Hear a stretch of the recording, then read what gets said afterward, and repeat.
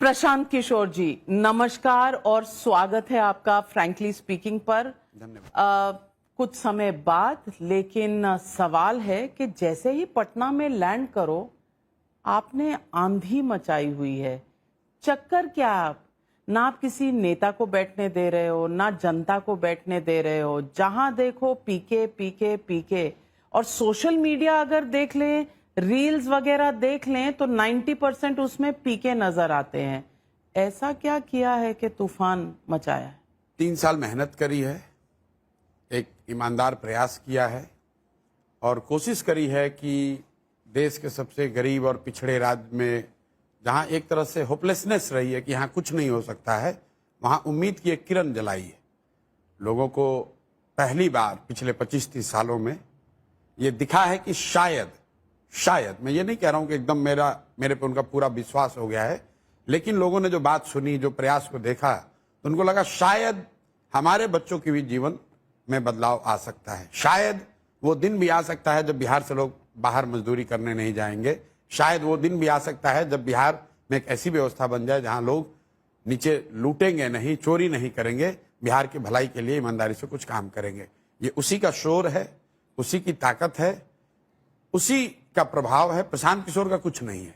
हम लोग तो बिल्कुल सामान्य परिवार से आए हुए व्यक्ति हैं, 2 हाथ 2 पैर, सामान्य परिवार, कोई पेडिग्री नहीं, कोई बिजनेसमैन नहीं, कुछ नहीं है। 10, 15, 20 लोगों के साथ आज से 3 वर्ष पहले भितिहरवा गांधी आश्रम से चलना शुरू किया। और इस देश के जितने भी एनालिस्ट होंगे, अगर किसी ने ध्यान दिया होगा, जो भी पत्रकार हो, एनालिस्ट हो, उन्होंने यही कहा, अरे छोड़ो ना भाई, बिहार में क्या हो सकता है। मुझे लगता है कि नेशनल मीडिया में आप सबसे पहली पत्रकार होंगी जो मेरी पदयात्रा में आई थी, वरना तो लोगों ने कहा यार इससे क्या होता है। जब व्यक्ति के जीवन में इतना अंधकार हो, तो आप उसको, जब ये प्रकाश का एक पुंज दिखता है ना, तो आपको अंदाजा नहीं है कि वो कितनी तेजी से या कितनी ताकत से उसको अपने जीवन में लाना चाहता है। और वही लोगों ने देखने में, समझने में भूल करी है। नेपाल में अभी जो क्रांति हुई, वो किसी ट्रेंड लाइन में थोड़ी ना दिखा है। बांग्लादेश और श्रीलंका में जो हुआ, वो पहले किसी एनालिस्ट ने थोड़ी फोरकास्ट किया था। लोग 30-35 साल से एक ही धारा में चले जा रहे हैं, एक तरह से अपने जीवन को मान लिया है कि अब नहीं सुधर सकता है। बीच में एक उनको प्रकाश पुंज दिखा, एक रास्ता दिखा, तो अब वो लोग अपने बच्चों के लिए खड़े हो रहे हैं और वही प्रभाव दिख रहा है। वरना तो लोग यही कहते थे, अरे भाई बिहार में आपका जात कितने रहता है। तो आपने जो कॉन्वर्सेशन है वो जात से अलग करके गवर्नेंस पर और करप्शन को मुद्दा बना दिया आपने। क्योंकि वही मुद्दा है, हमने कुछ नहीं मुद्दा बनाया। जो मुद्दा समाज का, लोगों का था, उसको सरफेस पर ला दिया। आप बताइए, जाति कहाँ मुद्दा था? जाति मुद्दा नहीं है ये जो कास्ट सेंसस तो यहीं से शुरू हुआ। मैं आपको बता रहा हूं, उसी कास्ट सेंसस में जिन लोगों ने कास्ट सेंसस कराया, 500 करोड़ रुपए बिहार जैसे गरीब राज्य का खर्च कराया, उसी कास्ट सेंसस में जो फाइंडिंग्स आए, वो तो अपने आप में बताता है कि जाति के नाम पर किस तरह से समाज का दोहन हुआ है। पिछले 30-35 साल में सामाजिक न्याय और जाति की राजनीति करने वाले लोग ही सत्ता में हैं। लालू, नीतीश जी सत्ता में हैं। कांग्रेस और भाजपा अलग अलग समय में इनके सहयोगी रहे हैं। जिन जातियों की इन लोगों ने बात करी, कास्ट सेंसस जो इन्होंने कराया, उसमें क्या निकल कर आया? 35 साल से सामाजिक न्याय की बात करने वाले नेताओं के शासन के बाद बिहार में आज भी, और आपके दर्शकों को मैं बताना चाहता हूं, 3% दलित समाज के बच्चे 12वीं पास कर रहे हैं। ये जातीय जनगणना बता रहा है। नीतीश लालू का जातीय जनगणना ये बता रहा है। 5% से कम अति पिछड़ा समाज के बच्चे 12वीं पास करते हैं। 7% से कम मुस्लिम समाज के बच्चे 12वीं पास कर रहे हैं। अब आप बताइए कि जिन जातियों का नारा लगाकर, जिन जातियों की बात करके ये लोग सत्ता में बैठे हुए हैं, 30 साल इन्होंने, 35 साल शासन करने के बाद उनके बच्चे 12वीं नहीं पास कर रहे हैं और पूरे समाज को आरक्षण के नाम पर लड़ा दिया। आरक्षण मिले, तो आपको लगता है... एक मिनट रुकिए, मिले न मिले, बढ़े घटे, मैं कह रहा हूं भाई, जब तुम्हारा बच्चा 12वीं ही नहीं पास करेगा तो आरक्षण चाहे 10% हो या 100%, तुमको लाभ मिलेगा कैसे? तो आप मैं कैमरे पर कहता हूं, जाति जनगणना होनी ही नहीं चाहिए। नहीं, बिल्कुल होनी चाहिए, बिल्कुल हो। अब तो हालत यह है कि आप देखिए कि 150 साल पुरानी पार्टी कांग्रेस कह रही है कि जातीय जनगणना से ही भला होगा। मोदी जी कह रहे जातीय जनगणना से ही भला होगा, लेकिन आप जैसे पत्रकारों को राहुल गांधी से एक बात पूछना चाहिए कि अगर जातीय जनगणना से ही देश की सारी समस्या को खत्म होना है तो आपके दादा या आपके नाना पंडित जवाहरलाल नेहरू, आपकी दादी इंदिरा गांधी, आपके पिताजी राजीव गांधी, जिनके प्रधानमंत्री रहते हुए सारे जनगणना हुए, क्या वो लोगों ने बहुत बड़ी गलती की जो ये नहीं कराया?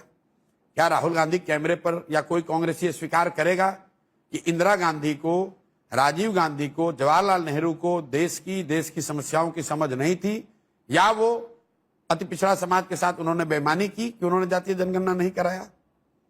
कि राहुल गांधी उन तीनों से ज्यादा समझदार हैं?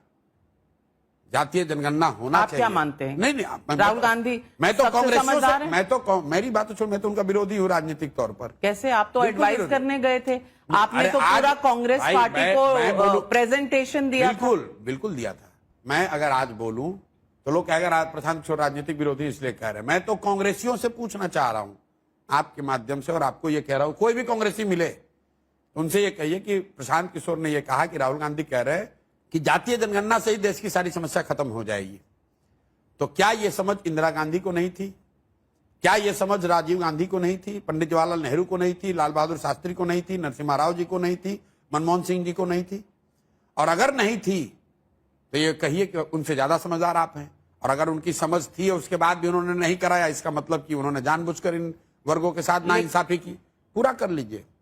रोज आपके टीवी पर आते होंगे कांग्रेस वाले, नहीं उनसे आते। पूछिए, मैं बॉयकॉटेड जर्नलिस्ट हूं। पूछिए उनसे। दो ही बात हो सकती है ना, या तो आपके लोगों को इसकी समझ नहीं थी, या उनकी समझ थी, जानबूझकर उन्होंने इन वर्गों के साथ नाइंसाफी की इसलिए नहीं कराया। अगर ये दोनों बात नहीं है तो आप जो नया डिस्कवरी लेकर आए हैं, ये आप समाज को बांटने के लिए और वोट की राजनीति कर रहे हैं, और कोई बात नहीं है। जातीय जनगणना बिल्कुल होनी चाहिए। जन सुराज प्रशांत किशोर इसके पक्षधर है, लेकिन हम लोग ये कह रहे हैं कि सिर्फ जातीय जनगणना हो जाने मात्र से देश की समस्या नहीं खत्म होगी।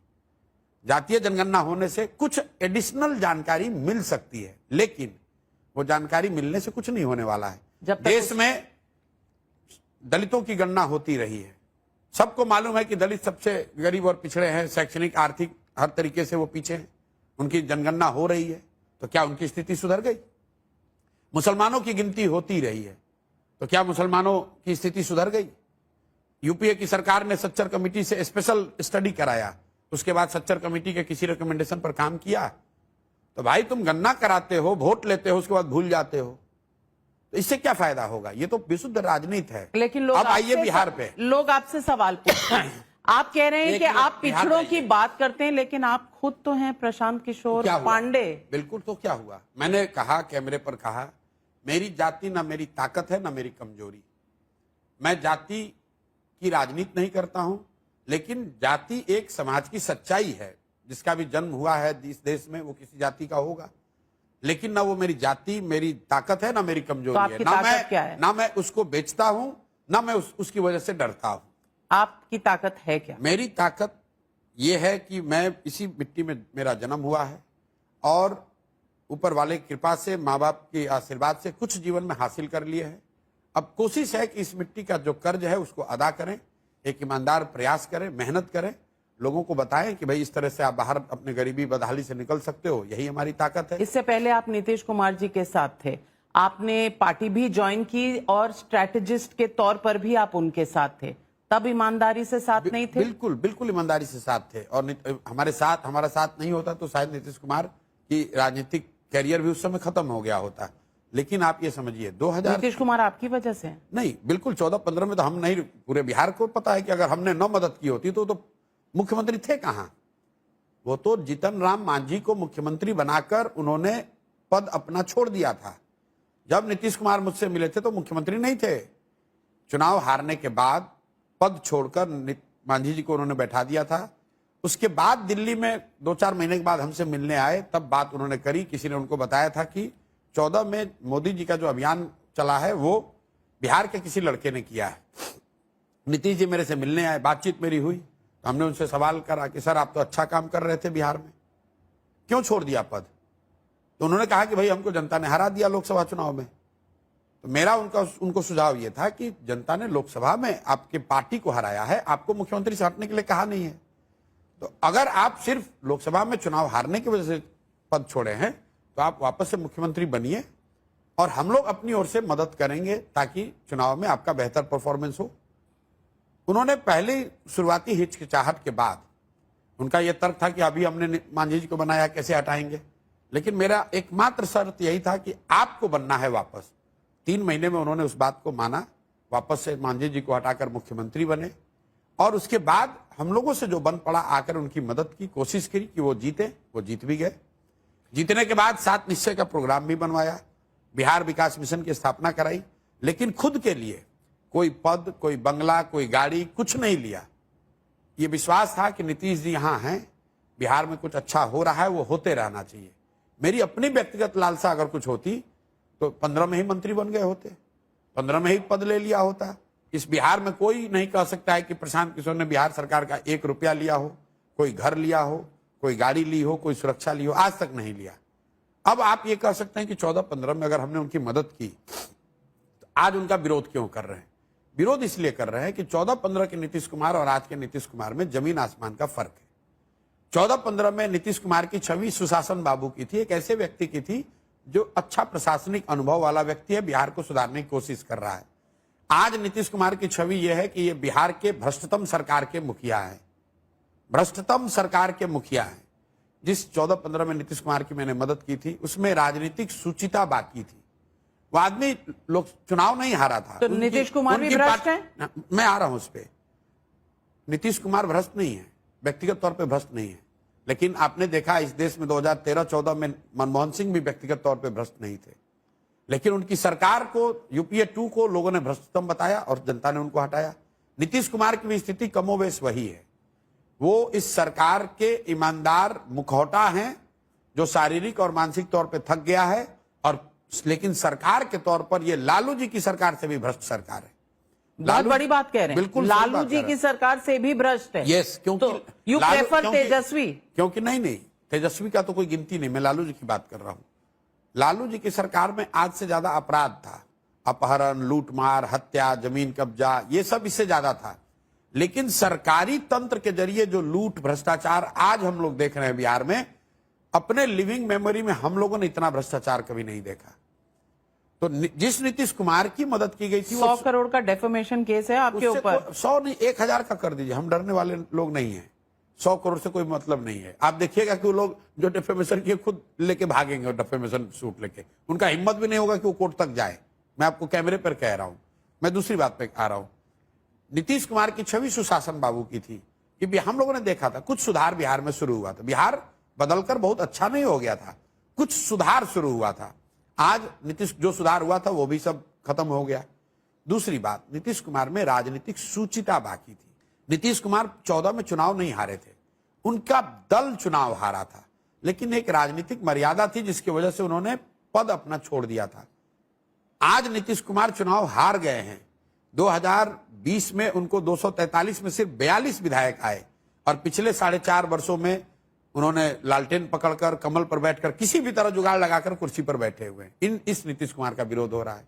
और सबसे बड़ी बात, जिस नीतीश कुमार की मैंने मदद की थी वो व्यक्ति के तौर पर उसकी संवेदनाएं अभी मरी नहीं थी, अब मर गई हैं। नीतीश कुमार, आपको याद होगा जब रेल मंत्री थे वाजपेयी जी की सरकार में, गैसल पश्चिम बंगाल में एक रेल दुर्घटना हुई थी, 200 लोग करीब मरे, तो नीतीश कुमार ने पद से इस्तीफा दिया ये कहते हुए कि 200 लोग जब मर जाएंगे मैं इस पद पे कैसे रहूंगा। उस नीतीश कुमार की मैंने मदद की थी। आज जिस नीतीश कुमार का विरोध कर रहा हूं ये वो नीतीश कुमार है जिनके कालखंड में कोविड के दौरान हजारों बिहार के बच्चे मारे फिर रहे थे और ये व्यक्ति अपने घर से बाहर नहीं निकले। आज जिस नीतीश कुमार का विरोध कर रहा हूं वो व्यक्ति है जो जहरीली शराब से 100-150 लोग मर जाते हैं और ये पॉकेट में हाथ डालकर ये आदमी हंस के कहते हैं कि जो पिएगा वो मरेगा, हम क्या करें।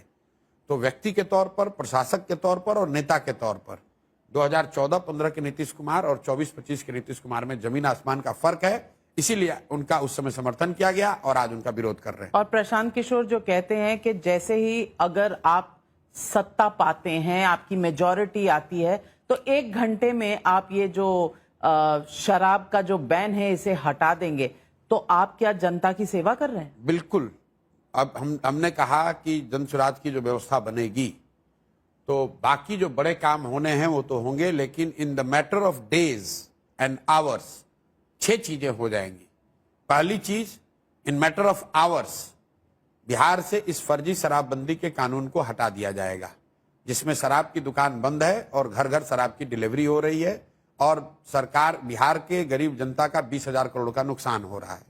दूसरी बात हम लोगों ने कही कि बिहार में 60 वर्ष से ज्यादा उम्र के हर महिला पुरुष को, दिव्यांगों को और विधवाओं को जो 400 रुपए की पेंशन पर जी रहे थे, अभी हम लोग के डर से 1100 हुआ है, उनको जैसे ही जनसुराज की व्यवस्था बनेगी उनको 2,000 रुपये महीना मिलने लगेगा, ताकि उनकी एक बेसिक जिंदगी जीने के काबिल वो हो जाए। तीसरी बात कही गई कि जैसे ही सरकार बनेगी 7 दिन के अंदर एक नया विभाग बनाया जाएगा रिलीफ एंड रिहेबिलिटेशन के लिए, उन लोगों के रिलीफ और रिहेबिलिटेशन के लिए जो बिहार से मजबूरी में पलायन कर गए हैं। उस विभाग का सिर्फ ये काम होगा कि आने वाले साल भर में 50 लाख से ज्यादा लोग जो बिहार से बाहर 10,000 12,000 की मजदूरी के लिए गए हैं, उनको बिहार में ही रोजी रोजगार की व्यवस्था की जाए, उनको बाहर न जाना पड़े। चौथा काम यह किया जाएगा, हर गांव में, जिस गांव में भी सरकारी विद्यालय की हालत खराब है, वहां गरीब लोगों को यह सुविधा दे दी जाएगी कि जब तक सरकारी विद्यालय आपका नहीं सुधरता है, आप अपने बच्चे को अपने इलाके के प्राइवेट स्कूल में भेजिए, उसका फीस सरकार भरेगी। पांचवा चीज ये किया जाएगा कि जो लोग भी खेती कर रहे हैं, जो लोग भी खाने वाली खेती से कमाने वाली खेती में मूव करेंगे, मतलब जो धान गेहूं ज्वार बाजरे की खेती को छोड़कर कैश क्रॉप की खेती में जाएंगे, उनको मनरेगा के तहत मजदूर मुफ्त कर दिए जाएंगे। और छठवीं और अंतिम बात, जितने भी लोग यहाँ पर रोजी रोजगार करना चाहते हैं, जो महिलाएं हैं, युवा हैं, उसको हम लोग भीख नहीं देना चाहते हैं। उसको ये कहते हैं कि आप कर्ज लीजिए, कर्ज पर आपको 10% 12% ब्याज नहीं लगेगा, 4% ब्याज लगेगा। 4% ब्याज पर आपको कर्ज मिल जाएगा, ताकि आप अपने घर में अपने पैर पर खड़े होइए, रोजी रोजगार कीजिए, ताकि आपको सरकारी नौकरियों का मुंह ना देखना पड़े, फैक्ट्री लगने का इंतजार ना करना पड़े। ये 6 चीज जन सुराज के आने के मैटर ऑफ डेज में कर दिया जाएगा। और एक अंतिम बात, जो 100 सबसे भ्रष्टतम नेता और अफसर हैं, उनकी सूची बना दी गई है। जैसे ही सरकार बनेगी स्पेशल कानून बनाया जाएगा, स्पेशल कोर्ट बनाए जाएंगे और साल भर के अंदर न सिर्फ इन पर कार्रवाई होगी, इनके और इनके परिवार के पास जो बिहार से लूटा हुआ पैसा है उसको जब्त किया जाएगा, बिहार के खजाने में जमा किया जाएगा। और इस काम को अगर नहीं हुआ, एक महीने के अंदर अगर 7 काम नहीं हुआ, तो जन सुराज की सरकार इस्तीफा देकर 1 महीने के अंदर इस्तीफा देकर वापस हम लोग रोड पर आएंगे भी और इस्तीफा भी दे देंगे, चले जाएंगे। अगर 1 महीना में ये 7 काम नहीं किया तो इसमें 1 पैसा भी ऊपर नीचे हुआ इन 7 कामों में, बाकी जो स्ट्रक्चरल काम है, यहाँ कैसे विकास होगा, शिक्षा कैसे सुधरेगी, वो सारा ब्लूप्रिंट हम लोगों ने रखा है। लेकिन ये 7 चीज, इसको करने के लिए कुछ दिन से ज्यादा नहीं चाहिए। इसलिए मैंने कहा है, जन सुराज की जब घोषणा पत्र आएगा उसमें लिखा होगा कि अगर 1 महीने मैक्सिमम 100 दिन के अंदर ये 7 काम नहीं हम लोगों ने कंप्लीट किया, तो 100 दिन के बाद इस सरकार को इस्तीफा दे देना होगा। आप जो ये घोषणा पत्र का पहला घोषणा होगा। मैं आपके चैनल पे पहली बार कह रहा हूं, किसी को बहुत बड़ी बात है कि हम लोग 5 साल हम लोग रिप्ले करेंगे। बिल्कुल 100 दिन के 100 दिन के अंदर अगर ये 7 काम आपको नहीं दिखेगा, तो आप 5 साल मत इंतजार कीजिए, 2 साल इंतजार मत कीजिए, 100 दिन के अंदर इस सरकार को इस्तीफा दिलवा दीजिए। आप मान के बैठे हैं आप ही की सरकार आएगी? बिल्कुल, हमारी नहीं सरकार आएगी, जन सुराज की सरकार आ रही। तो आप ही की है। आप कह रहे हैं जन सुराज कहता है, प्रशांत किशोर कहता है, तो जन सुराज इज प्रशांत किशोर, प्रशांत किशोर इज जन सुराज? नहीं, ये देखिए भ्रम है लोगों का। किसी दौर में जब कांग्रेस बनी होगी तो उस समय मोतीलाल नेहरू ही आपको कांग्रेस दिखता होगा, कांग्रेस ही मोतीलाल नेहरू दिखते होंगे। फिर महात्मा गांधी आ गए तो गांधी ही आपको कांग्रेस दिखने लगे। फिर नेहरू का दौर आया, फिर सुभाष चंद्र बोस जी का दौर आया, फिर पटेल का दौर आया। आज प्रशांत किशोर आपको जनसुराज का एक बड़ा चेहरा दिख सकते हैं, लेकिन मैं रोज कैमरे पर कहता हूं कि जो व्यवस्था हम लोग बना रहे हैं, मेरा अपना मानना है कि बिहार में सैकड़ों ऐसे लड़के हैं जिनकी काबिलियत, जिनकी समझ, जिनका जज्बा प्रशांत किशोर से बहुत बेहतर है। ये वो प्लेटफॉर्म है, मेरा पूरा विश्वास है कि आने वाले कुछ सालों में इसी प्लेटफॉर्म से वो बच्चे राजनीति भी करेंगे और प्रशांत किशोर से ज्यादा बेहतर काम भी करेंगे, हमसे ज्यादा नाम और समाज का विश्वास भी हासिल करेंगे। प्रशांत किशोर बिहार में मुख्यमंत्री बनकर यहाँ जीवन बिताने नहीं आए हैं। क्या करेंगे? ये बनेगा तो पूरे देश में जाएंगे। पूरे देश में जाएंगे? बिल्कुल जाएंगे। You are the next prime minister? नहीं नहीं, अरे हम ये सब कुछ नहीं, हम ये व्यवस्था खड़ा करने आए। आपने कम से कम 8-10 ऐसे नेताओं को पावर में एक स्ट्रेटेजिस्ट के तौर पर आप लेकर आए हैं। मदद करिए, मदद करिए, उनके स्ट्रेटेजी जीतने में मदद करिए। Captain Amarinder Singh, Arvind Kejriwal, Mamata Banerjee, DMK, YSR, Congress, कई लोगों को है जी। लेकिन लोग कहते हैं कि पॉलिटिकल स्टार्टअप दो हुए हैं, एक एके अरविंद केजरीवाल, अब पीके जनसुराज। दोनों में क्या सिमिलैरिटी है और क्या फर्क है?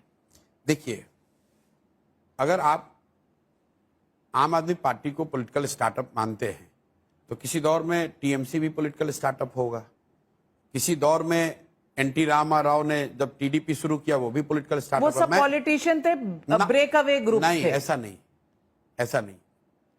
इस देश का पहला political startup, successful political startup NTR का है, जिन्होंने 2 साल में मूवी स्टार से नेता बनकर इंदिरा जी को चुनौती दी और आंध्र प्रदेश जैसे बड़े राज्य को जीत लिया सिर्फ 2 साल में।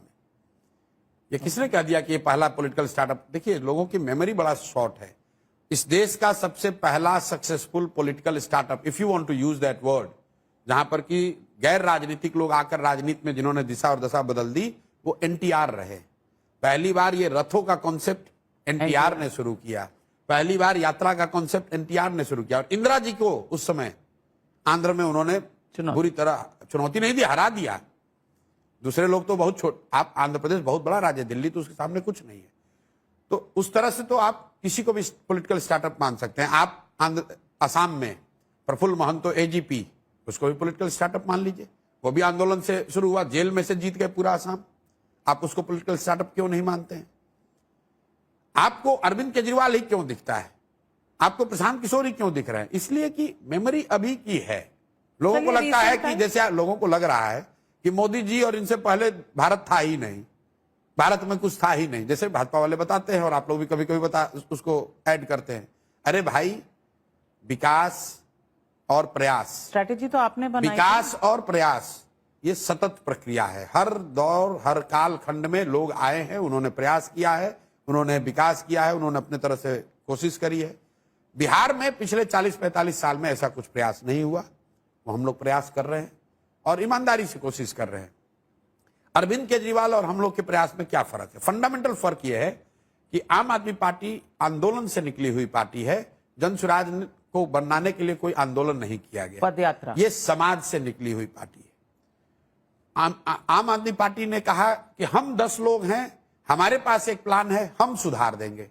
जनसुराज ये कह रहा है कि भाई हम 10 लोग से कुछ नहीं होगा। जब तक समाज नहीं जगेगा, जब तक समाज अपने बच्चों के लिए वोट नहीं करेगा, तब तक एक प्रशांत किशोर को छोड़िए 10 प्रशांत किशोर आएंगे तो भी सुधार नहीं होगा।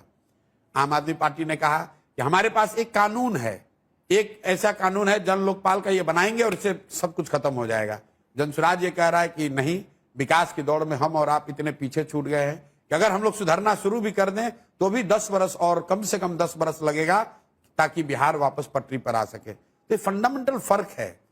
जनसुराज गांधी के विचारों से बना हुआ है, बाबा साहब अंबेडकर के विचारों से प्रभावित है। आम आदमी पार्टी वो अपनी उनकी रेडिकल थिंकिंग रही है। हम लोग गांधी को मानते हैं, गांधी जी के जो रास्ते बताए हुए हैं जिसमें पेशेंस और परसिवरेंस दोनों का बड़ा महत्व है।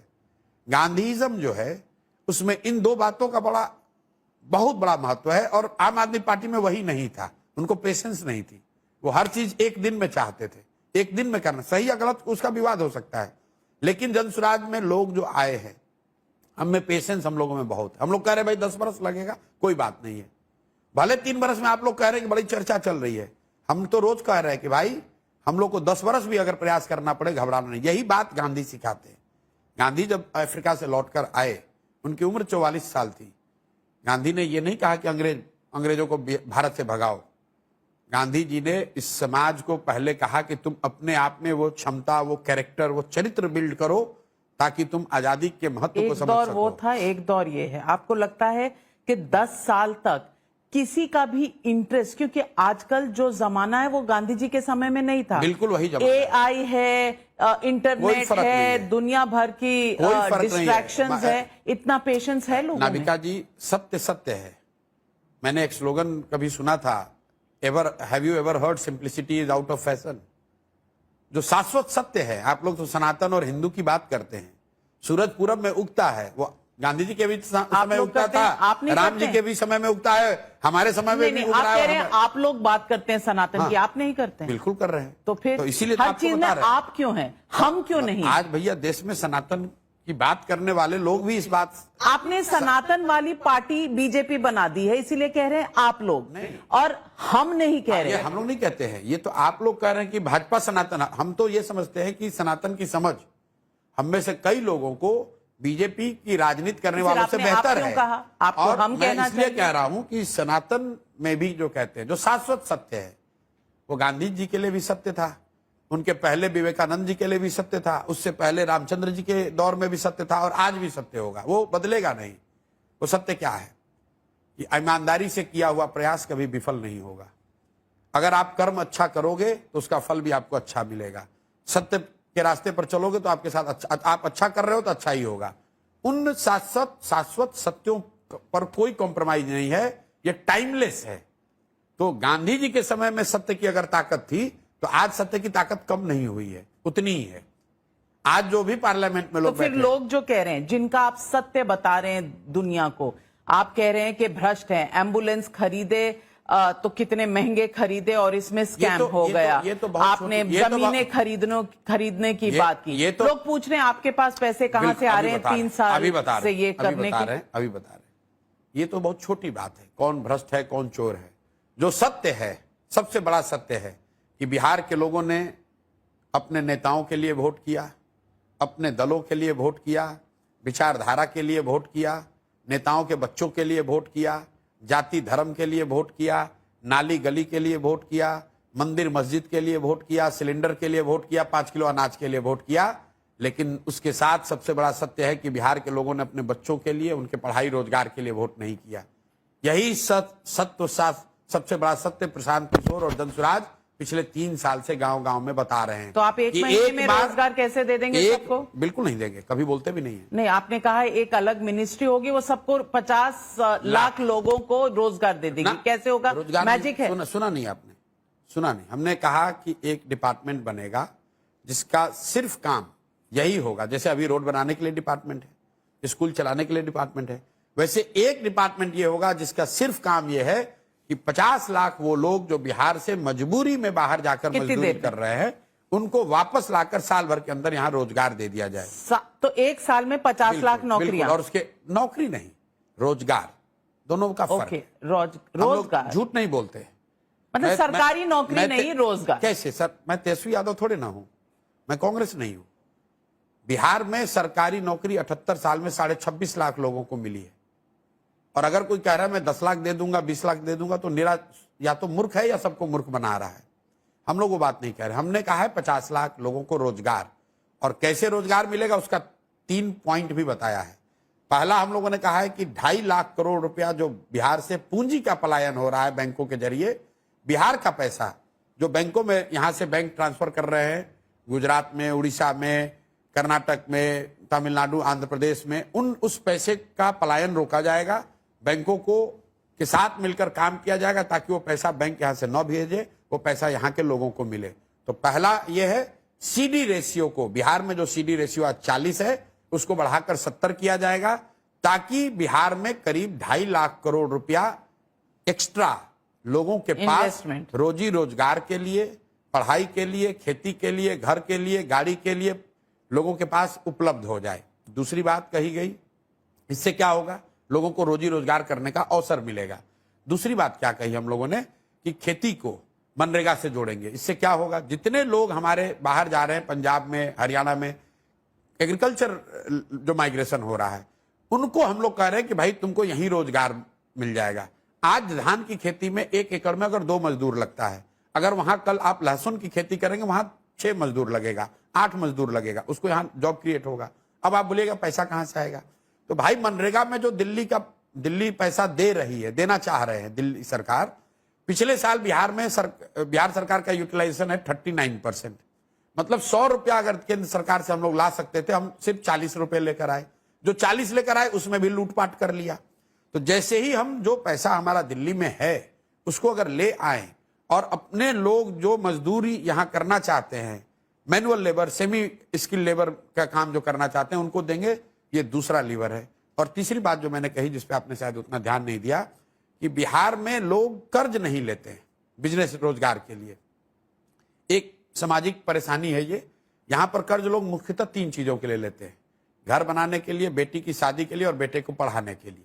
और कुछ जो गरीब लोग हैं इलाज के लिए पैसा कभी कर्ज लेते हैं। लेकिन अगर आप इसको स्टडी जब कीजिएगा, हम लोगों ने जाके समाज में अध्ययन किया कि भाई लोग कर्ज क्यों नहीं लेना चाहते हैं, तो लोग यहाँ ब्याज से बहुत डरते हैं। मूलधन से ज्यादा ब्याज से डरता है। अरे भैया कर्ज लेंगे तो जीवन भर मेरा कर्ज चुकाते चुकाते बीत जाएगा। क्यों? क्योंकि इंटरेस्ट रेट गांव में इनफॉर्मल सेक्टर में इतना ज्यादा है, 5%, 6%, 10% पर मंथ, 10% प्रति मंथ लोग ब्याज दे रहे हैं। इसलिए धीरे धीरे लोग लोन लेकर काम काज नहीं करना चाहते। उस परेशानी के लिए हम लोगों ने कहा कि आप लोन लीजिए, आपको कर्ज सिर्फ 4% ब्याज पर मिलेगा। इसका फायदा क्या होगा? 3.25 लाख करोड़ के बजट वाले बिहार में अगर मैं 6,000 करोड़ का प्रावधान हम लोग कर दे तो 1 लाख करोड़ रुपया कर्ज लोगों को मिल जाएगा। लोग 4% ब्याज खुद से देंगे, 6% सरकार देगी और 1 लाख करोड़ रुपया लोगों के हाथ में मिल जाएगा। अब इन तीनों चीजों को हम लोगों ने एक साथ किया और सिमुलेशन मॉडल रन किए कि अगर ये तीनों चीज कर दिया जाए, बिहार में 2.5 लाख करोड़ रुपया एक्स्ट्रा पूंजी उपलब्ध हो जाए, मनरेगा के तहत खेती में मजदूर उपलब्ध करा दिए जाए और 4% पर यहाँ के युवाओं महिलाओं को लोन मिलने लगे, तो इसका असर क्या होगा? उस अगर आप इकोनोमेट्रिक्स या इकोनॉमिक्स के स्टूडेंट से पूछेंगे तो आपको बताएंगे, अगर ये तीनों को इसका सिमुलेशन रन किया गया तो पता चला कि इसमें 40 से 50 लाख लोगों को नौकरी रोजगार इससे फायदा हो सकता है। तो जो बात बोल रहे हैं वो बिल्कुल जांच परख के, सोच समझ के, इससे ज्यादा भी बोल सकते थे, इतना ही क्यों बोल रहे हैं? यही बोलते हैं क्योंकि ये किया जा सकता है।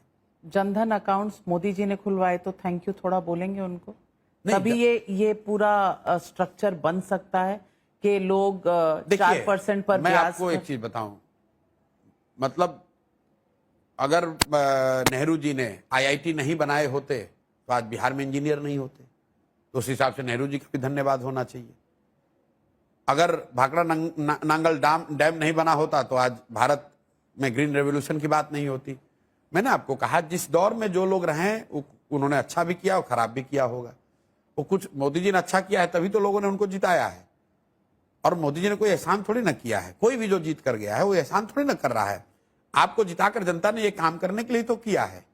अगर जनधन के लिए आप उनका धन्यवाद कर रहे हैं तो डिमोनेटाइजेशन के लिए उनको शिकायत भी कीजिए। अब तुरंत आप पलट के भागिएगा। डिमोनेटाइजेशन पर उनकी शिकायत भी कर लीजिए। मैं भागने वाली पत्रकार, तो आपने कहा ये बात 35 साल से तो आप अब बताइए, बात हो रही बिहार की, आप जनधन के लिए मोदी जी का धन्यवाद कराना चाहते हैं? अरे भाई, जनधन में मोदी जी का क्या है भाई? मोदी जी ने तो पूरे देखिए, मोदी जी ने बिहार के लिए कुछ नहीं किया। मैं आपको कैमरे पर कह रहा हूं, कुछ नहीं किया है, कुछ नहीं किया है 15 साल में। ये बिहार, मोदी जी देश के प्रधानमंत्री हैं, वो बिहार के भी प्रधानमंत्री हैं और गुजरात के भी प्रधानमंत्री हैं। हम लोग एक बिहार में सीरीज चलाते हैं, देख लीजिएगा, सोशल मीडिया की, जिसकी आपने बात की, मोदी इन गुजरात, मोदी इन बिहार। मोदी जी जब गुजरात जाते हैं तो भाषण में कहते हैं गिफ्ट सिटी की बात, कच्छ में सौर ऊर्जा के सेंटर की बात, इन्वेस्टमेंट समिट की बात, 75 साल के बाद गुजरात कैसा दिखेगा, कल्चर से एग्रीकल्चर तक गुजरात कैसे विश्व में सबसे आगे होगा। ये बात मोदी जी करते हैं गुजरात में, अच्छी बात है। गुजरात में वो बुलेट ट्रेन की बात करते हैं। वही मोदी जी बिहार में आए। बिहार में क्या कहा? सहरसा से सभी श्रमिक परिवार को सौराष्ट्र महाराष्ट्र जाने के लिए एक नई वंदे भारत ट्रेन दे रहे हैं। सुरेश प्रभु जी ने एक नई घोषणा की है कि अब सामान्य रेलवे के ट्रेनों में 2 अनारक्षित डब्बे रहेंगे, जिसमें बिहार के लोग लास्ट में भी लटक कर चले जाएंगे। ये मोदी जी के शब्द है। काराकाट में कहा कुशवाहा मेरा परिवार, कुर्मी मेरा परिवार, मुसहर मेरा परिवार। तो हम लोग ये कह रहे हैं भैया प्रधानमंत्री, सुनिए मेरी बात पूरी सुन लीजिए, हम मोदी जी की शिकायत नहीं कर रहे हैं, खाली बता रहे हैं कि मोदी जी गुजरात में बात कर रहे हैं इन्वेस्टमेंट की, पढ़ाई की, तरक्की की, और बिहार में बात कर रहे हैं जात का, 5 किलो अनाज का, ट्रेन का।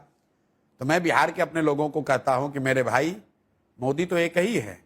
वहां पर जो बात कर रहे हैं और यहां बात कर रहे हैं, फर्क इसलिए है कि गुजरात का आदमी विकास मांग रहा है और बिहार का आदमी 5 किलो अनाज मांग रहा है। वो अपने लिए बुलेट ट्रेन मांग रहा है और तुम अपने लिए पैसेंजर ट्रेन मांग रहे हो। वो अपने लिए गिफ्ट सिटी मांग रहा है, तुम अपने लिए 5 किलो अनाज के पर वोट बेचे जा रहे हो। सामाजिक प्रॉब्लम है। सामाजिक प्रॉब्लम नहीं है तो इसके लिए मोदी भी तो जिम्मेवार है।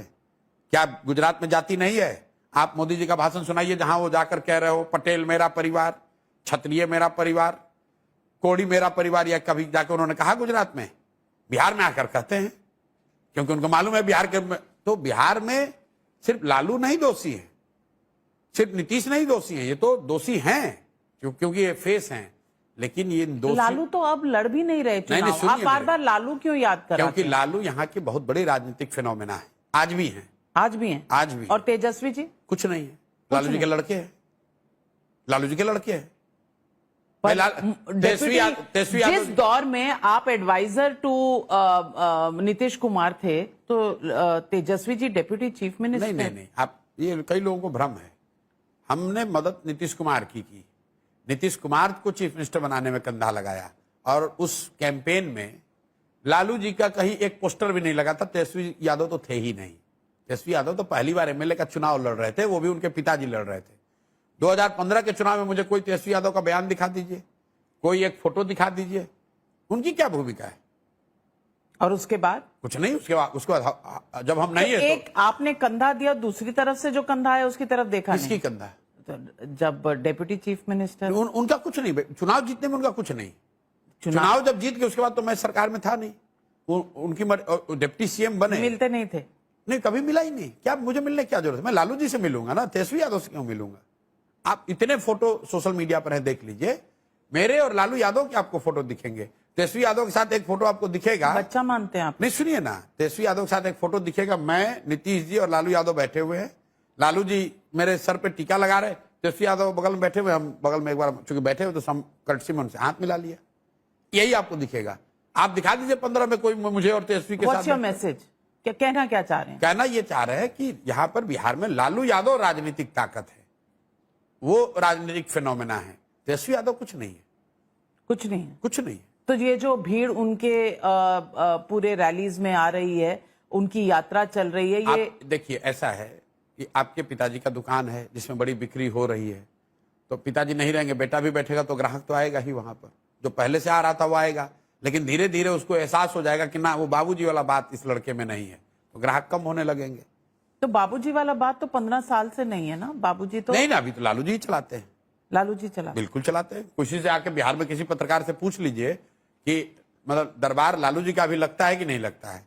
लोग लालू जी से आशीर्वाद लेने आ रहे हैं कि नहीं आ रहे हैं? लालू जी अगर न रहे तो कौन पूछने वाला है? लोग कहते हैं कि आपकी देन है ये, जब आप स्ट्रेटेजिस्ट थे और अब जब आप एक पॉलिटिकल आउटफिट, पूरा पॉलिटिकल पार्टी चला रहे हैं, ये जो फ्रीबीज का कल्चर है, ये आपकी देन है। नहीं, वो लोग मुझे बहुत बड़ा बताते हैं, भाई हम लोग की इतनी औकात नहीं है। हम लोगों ने उसको ये किया है, हमारे दौर में जो कैंपेन चले हैं, कि मैंने उसको थोड़ा एकदम पॉइंटेड कर दिया है कि अगर आप प्रॉमिस कर रहे हैं तो सिर्फ घोषणा पत्र का हिस्सा नहीं होना चाहिए, उसको स्ट्रेट बताओ। नेता जिम्मेवारी ले कि भाई ये नीतीश के साथ निश्चय हैं, कि 7 चीज तो नीतीश कुमार को व्यक्तिगत जिम्मेवार मैंने बना दिया, ये जगन के 9 पॉइंट हैं। इस तरह का कैंपेन है, लेकिन ये पहले से होता है। फ्रीबीज को यहाँ मतलब गरीबी हटाओ का नारा हमने तो थोड़ी आप दिया जो था। कह रहे हैं कि आप पेंशन बढ़ा देंगे, 2000 रुपए कर देंगे, 1 करोड़ लगभग 60 से ऊपर 1.25 करोड़ लोग हैं। 1.25 करोड़ इंटू 2000, इतने पैसे कहां से आएंगे? नंबर अभी 1 बता रहा हूं। और प्राइवेट स्कूल में बच्चों को आप जो फीस पे करेंगे, अभी बता रहे हैं, कहां से आएंगे अभी ये बता पैसे? रहे हैं। बिल्कुल, ये आपने ठीक सवाल किया, क्योंकि ये सवाल पूछा जाना चाहिए लोगों से कि जो आप वादा कर रहे हैं पैसा कहां से आएगा। अभी बिहार सरकार 20 साल से इन 60 साल से ज्यादा उम्र के लोगों को 400 रुपए पेंशन देती थी। अभी हम लोग के दबाव से या समाज में जो चर्चा शुरू हुई है, इसको बढ़ाकर 1100 किया गया है। 1100 से अगर बढ़ाकर इसको 2000 किया जाए तो 900 रुपया और बढ़ेगा, तो करीब करीब 6000 करोड़ रुपया हमको एक्स्ट्रा और लाना पड़ेगा इसके लिए, 6 से 7000 करोड़। तो 3.25 लाख करोड़ के बजट से 6000 करोड़ रुपया निकालना वो असंभव राशि नहीं है। थोड़ी कोशिश करनी पड़ेगी, लेकिन ये राशि निकाला जा सकता है। दूसरी बात, आपने कहा कि बच्चों को प्राइवेट में पढ़ने का पैसा कहां से दीजिएगा। अभी बिहार का शिक्षा बजट है 77,000 करोड़, 77,000 करोड़। ऐसा नहीं कि बिहार में शिक्षा पर खर्च नहीं हो रहा है, इसका हमने पूरा अध्ययन कराया। बिहार में प्रति छात्र, स्कूली छात्र पर बिहार सरकार 864 रुपया पिछले साल खर्च करा है। बिहार सरकार ने 864 rupees per child per month. और बिहार में ग्रामीण क्षेत्रों में जो अच्छे स्कूल हैं उनमें औसत फीस कितना है? 400, 500, 600 रुपया। अगर सरकार रेगुलेटेड तौर पर उनसे बात करे तो शायद वो 400 से कम पर भी वो काम बन सकता है। तो ये जो लोगों का भ्रम है कि सरकारी विद्यालय फ्री है, फ्री नहीं है भाई। उस पर 77,000 करोड़ रुपए खर्च हो रहा है। पूरे दुनिया के कई देशों में ये व्यवस्था है। जब आपका बच्चा होता है, सरकार आपको ऑप्शन देती है कि अगर आप प्राइवेट स्कूल में पढ़ेंगे कि सरकारी में। प्राइवेट में पढ़ेंगे आपको वाउचर मिलता है, और सरकारी में पढ़ेंगे तो आप सरकारी में जाके पढ़िए, क्योंकि खर्च सरकार का तो दोनों में है। सिस्टम एफिशिएंट होना चाहिए। और दुनिया का रिसर्च ये भी बताता, कई लोगों ने कहा कि सब तो प्राइवेट में नाम लिखा लेगा, बिल्कुल नहीं। दुनिया का रिसर्च ये बताता है कि अगर प्राइवेट और पब्लिक दोनों सुविधा उपलब्ध हो तो ज्यादातर लोग पब्लिक सुविधा लेना चाहते हैं। जैसे मान लीजिए आप दिल्ली में रहती हैं, आपके हाथ में चोट लग गई, कोई आपको बताए कि एम्स के ऑर्थोपेडिक सर्जन से आपका ऑपरेशन होना है और अपोलो में होना है। आप अपोलो में जाइएगा तो सरकार पैसा भरेगी, आपका चैनल पैसा भरेगा, और एम्स में अगर होगा तो फ्री होगा। आप कहेंगे कि अगर एम्स में मिल रहा है तो एम्स में ही कराइए, क्योंकि आपका भरोसा वहां ज्यादा है। अगर आपको आपके बच्चे को कोई बोले कि दिल्ली आईआईटी में एडमिशन हो रहा है, वो आपको उसका फीस भरना पड़ेगा। अगर नहीं कीजिएगा, रमैया में पढ़ाइएगा, उसमें आपको सरकार पैसा देगी। आप क्या कहिएगा? भाई हमको फीस नहीं चाहिए, हमको दिल्ली आईआईटी में एडमिशन चाहिए। अगर सरकारी विद्यालय अच्छे बना दिए जाएं तो ये दुनिया का रिसर्च है, प्रशांत किशोर की बात नहीं है। लोग पब्लिक स्कूल में जाना चाहते हैं, पब्लिक सुविधाओं का अवेल करना चाहते हैं। तो जो हम लोगों ने स्टडी किया कि अगर ये बिहार में हर व्यक्ति को सुविधा दे दी जाए कि आप प्राइवेट स्कूल में भी जा सकते हैं, तो 1/3 बच्चे, 1/3 परिवार शायद प्राइवेट स्कूल में जाने के लिए ऑप्ट करेंगे। और उसके लिए जो 15 से 20,000 करोड़ रुपए खर्च होगा वो अभी के 77,000 से काट कर दिया जाएगा। वो ज्यादा पैसा नहीं है, वो ज्यादा पैसा नहीं है। तो ये सब है, इसका अरेंजमेंट है, सोच के किया है हम लोग। देखिए, कांग्रेस ने कहा कि हम माई बहन योजना में 2,500 रुपया सबको दे देंगे। अब मैं आपके कैमरे पर कह रहा हूं, राहुल गांधी आपसे मिले ना मिले, पिछले कई हफ्तों महीनों से मैं कह रहा हूं कि आप पी चिदम्बरम जी देश के बड़े इकोनॉमिस्ट हैं। तेजस्वी यादव क्या कहते हैं इसका कोई वैल्यू नहीं है, तो कुछ भी कह सकते हैं। इनको कैलकुलेटर दे दीजिएगा तो गणना भी नहीं कर सकते हैं कि 2,500 रुपया देने के लिए कितना रुपया चाहिए। कम नहीं आंक रहे आप उन्हें। अरे कम नहीं आंक रहे, आप कैमरे पे कह रहे हैं, आप उनको दे दीजिएगा, कैलकुलेटर लेके जाइए। आप बोलिए कि बिहार में जितनी महिलाएं हैं गुने 2,500 रुपए गुने 12 रुपए 12 महीना, कैलकुलेटर पर कैमरे पर जोड़ के दिखा दे, मान लूंगा। अभी चैलेंज कर रहा हूं, अगर वो कैलकुलेटर पर गणना कर दे। कभी आप उनके कैलकुलेटर वाली बात करते हैं, कभी कहते हैं कि वो डांस भी ठीक नहीं करते। Why you getting so अरे भाई, personal? मैं आपको मैंने क्यों कहा कि जिस आदमी को ये समझ ही नहीं है कि कितना रुपए लगेगा तो कुछ भी कह सकता है। लेकिन मैं जो महत्वपूर्ण बात कहना चाह रहा हूं, चिदम्बरम जी को मैं समझता हूं कि उनको इन बातों की खूब समझ है। अगर पी चिदम्बरम कैमरे पर यह कह दें कि बिहार में यह संभव है कि हर महिला को, मतलब 6 करोड़ महिला को 2,500 रुपए, और 6 करोड़ महिला में 18 से कम वाली महिला को हटा दीजिए, 4.5 करोड़ महिला को 2,500 रुपया हर महीने दिया जा सकता है। कैसे दिया जाएगा? अगर पी चिदम्बरम कैमरे पर समझा दे, मैं मान लूंगा और उनका समर्थन करूंगा, उनके माई बहन योजना का समर्थन करूंगा। वो कैमरे पर एक्सप्लेन कर दें। ये इतने झूठे लोग हैं। यहां बताइए, राहुल गांधी आकर कह रहे हैं कि हम 2,500 रुपये दे देंगे। मेरे भाई कैसे दे दोगे? बिहार जैसे गरीब राज्य में जहां सैलरी देने का पैसा नहीं है, तुम कह रहे हो 2,500 रुपये हर महिला को दे देंगे। तो एक्सप्लेन करो। अगर ये संभव है तो कर्नाटक में आपकी सरकार है, वहां की महिला को क्यों नहीं दे रहे हो? तेलंगाना में आपकी सरकार है, वो तो दोनों बिहार से ज्यादा रिच राज्य है, वहां पर क्यों नहीं दे रहे हो? इसलिए मैंने कहा तेजस्वी यादव क्या कह रहे हैं ये विषय नहीं है, क्योंकि समाज उसको सीरियसली नहीं लेता है। कहता भाई कुछ कह सकता है ये सब तो। लेकिन जब राहुल गांधी आकर इसको मिसलीड कर रहे हैं कि हम 2,500 रुपया दे सकते हैं, तो कांग्रेस बड़ी पार्टी है, उसमें इकोनॉमी और देश की फिनांस को समझने वाले लोग हैं, उनको एक्सप्लेन करना चाहिए आकर कि बिहार में हर महिला को कांग्रेस या कांग्रेस गठबंधन कैसे 2,500 रुपया देगी, ये बता दीजिए। और आप ये पूछिए तो एनडीए सरकार तो अब दे रही है, नहीं दे रही। 10,000 किसने रुपए कहा? महिलाओं को दे रही है। नहीं दे रही। किसने कहा? मुख्यमंत्री अरे भाई, किसने ये कहा? देखिए, बिहार में 6 करोड़ महिलाएं, 6.5 करोड़ टू बी प्रिसाइज। कल जो पैसा दिया गया है वो 75 लाख महिला को दिया गया है। 10,000 की एक किस्त दी गई है। जिनको 2 लाख रुपए देने का वादा नीतीश कुमार ने विधानसभा में नवंबर 21, 2022 को विधानसभा में नीतीश कुमार ने कहा 94 लाख परिवार जो गरीबी रेखा से नीचे, उनको 2 लाख रुपया दिया जाएगा। नवंबर 2022 से अभी 2.5 बरस हो गए, 1 रुपया नहीं दिया। जनसुराज ने यह अभियान चलाया, 1 करोड़ लोगों से सिग्नेचर कराया और अभी 2 लाख में से 10,000 रुपया सबको नहीं, 75 लाख महिलाओं को दिया। ये भी आप ही की वजह सुनने, मेरी वजह से नहीं, सुन तो लीजिए। तो आप लोग कह रहे हैं बहुत बड़ा मास्टर स्ट्रोक है। आप बताइए, आपका मैं 2 लाख रुपया ले लूं और 2 बरस के बाद उसमें से 10,000 रुपया वापस कर दूं, तो ये मास्टर स्ट्रोक है और की नुकसान है।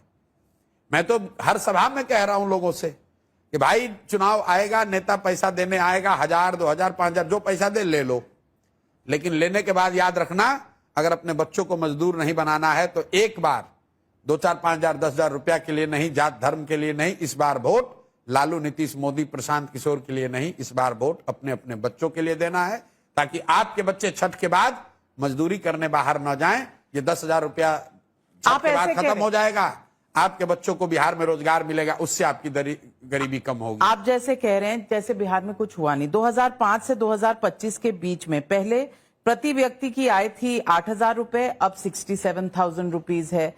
2005 में मोटा मोटी में ये फिगर्स निकाल के बिल्कुल उसका जवाब देंगे। 2005 में बिहार में प्रति व्यक्ति बिजली थी 75 यूनिट्स, अब है 375 यूनिट। ग्रामीण सड़कें 8,000 किलोमीटर थी, अब 1.25 लाख किलोमीटर है।